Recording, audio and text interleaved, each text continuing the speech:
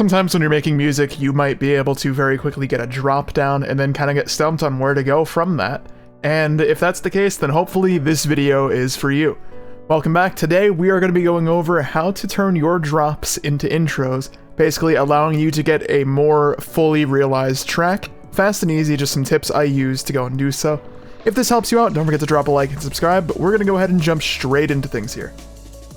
So I've put together this quick little 16-bar loop.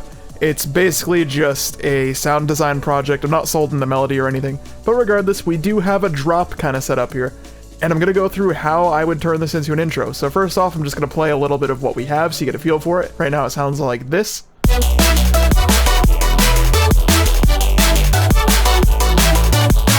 That's really all you need to hear. There's mainly this B section where it's, a lower octave. But the point is, the drop is here. We have our few elements that make that up, being the kick and snare, the rest of our drums, then a chord stack just for some background, a bass line, and the lead synth. So you might be wondering, like, say you've made this song, where would you go from here? How would you set it up? The very first thing I like to do is figure out what the chords are. A lot of times you might just have, say, this patch like a bass, and your lead. And if you have your bass down, you should be able to get the chords from here. In this track specifically, I have this layer, which is playing the chords, but let's say, for example, that wasn't there, and you wanted to figure out like what your chords were, so you could go ahead and make like a vibey intro patch for it. I'm going to show you how I'd come up with that. So first off, we're just going to go into the pattern where our bass line is, that of course being this one. And we're just going to open up a new instance of Serum. You could use whatever synth you like. And the first thing you're going to do is try to figure out the chords, as I say. So I like to put notes down where my bass line is. I don't do any of the crazy jumps or anything, I just do like a simple version like this. And from here, we're just going to kind of go by ear to figure out which chords are going to be major and which ones are going to be minor. That's when we're going to go ahead and do some changes, make it a little more interesting, and then use that to build our intro. So first thing I like to do, I usually put a version an octave up, and then I copy and paste a few times. We're going to go up 1, 2, 3, 4. Duplicate again, and then we're going to go 5, 6, 7. So all of these right now are very simple major chords. From here, I listen to it and I just change it if it sounds wrong from a major to a minor. And then at the very least, we'll have a basic progression down that we can go ahead and change, as I did say. We're actually going to go an octave up because it's a bit low. So right now it sounds like this. I'll tell you right now if this wants to be minor instead.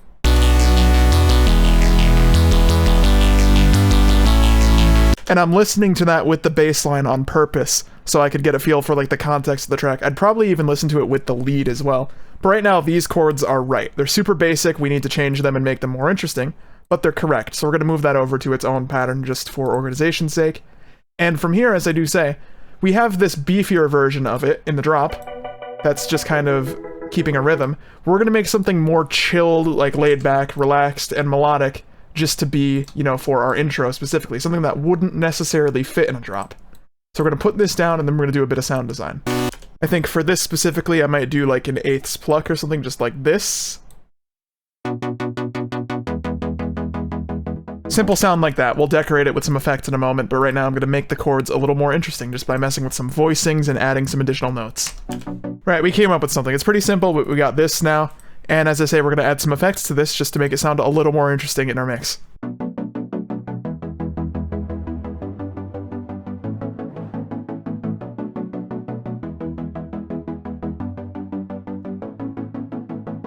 Something like that is pretty cool. We're going to make a version that doesn't really have too much movement, because that's just going to be like some additional harmonics. Just to kind of support it a bit. We're going to copy that MIDI so it's the same.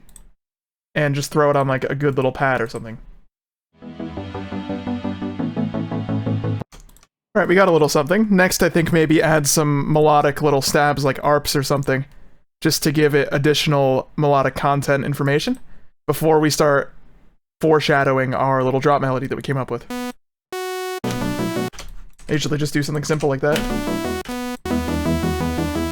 And of course, we want to do some sound design on that so it's not so basic like it currently is. Starting to get there. We're going to add a quick little bass line. Very simple. Just a different, very calm patch to give this a bit of bass movement before the drop as well. So now we have this. That comes in later.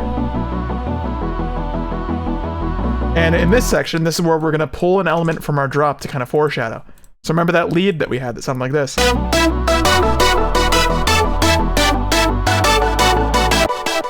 Obviously, we don't want that coming in as intense as it is now, because that's going to sound bad, but we're actually just going to take that same pattern and then just go ahead and filter it in. So let me demonstrate that. It's this one right here. I'm going to add a new instance of Pro Q3 or any EQ we want, turn it down a little bit, and we're going to make a shape like this. I also have to turn this down because that's in the same pattern, just so that's not interfering right now. But you can hear this now. We're going to automate this so this comes in a bit over time. That's how you foreshadow your drop. That's a super important thing to do in songwriting. You want your drop to, you know, be a pleasant surprise, but also you want the listener to kind of know what to expect melody-wise. So if you filter this in, it's like a big reveal when it comes in shortly after. So we just drew in this little shape that's moving that one point we moved. So over time that's coming in and you can hear it.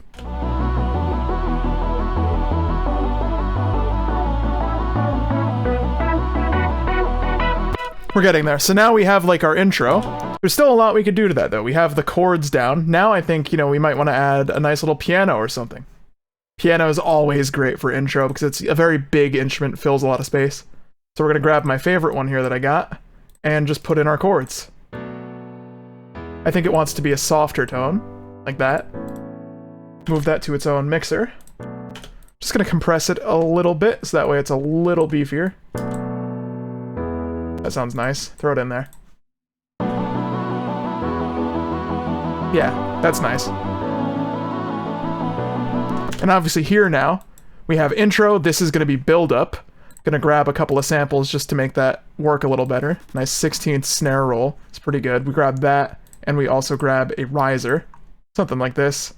Just to very clearly make that, you know, our drop. I'm gonna cut everything just before that, because we could have like a nice little snare hit that makes everything get super quiet right before the big, you know, drop happens, like this. Now, something I want to point out. You see how now, this is another common issue you might have. Now that we have this, like, intro build-up, you know, we have a lot more melodic stuff just happening, like there's the cool arps and stuff. You'll notice now the drop doesn't have enough impact. The drop sounds very dry. Let me demonstrate that for you.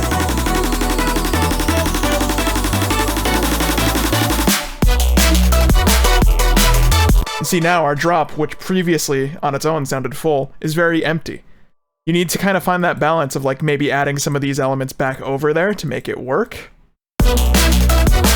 Like I think the piano could sound nice there. Definitely maybe some of these.